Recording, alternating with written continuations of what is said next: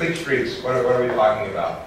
I was thinking about this on the walk over from City Hall, what someone would think of when they heard the term complete streets. And I was wondering, would they think that you build half of a roadway and you stop and the project isn't finished because the street didn't go all the way through?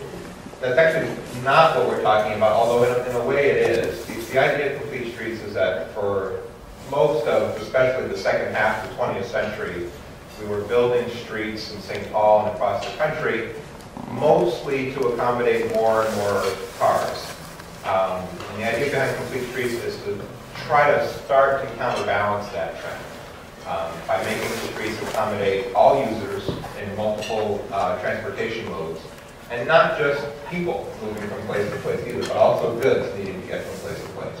So complete streets is really about creating a set of policies at a particular jurisdictional level. In our case, the City of St. Paul, we passed a resolution just 2 weeks ago saying that we are adopting a complete streets policy, but actually also giving our planning department and public works department some time to help us define what that's going to mean specifically moving forward. And that process will be happening over the next several months. And so it's an issue that's near and dear to me because, for one, it's important for me personally. I take the bus or sometimes bike to work pretty much every day.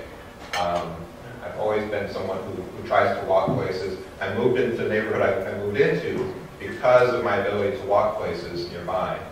And I just think that in this time when we're looking at I said I wasn't talking about Central Corridor, but it always comes up.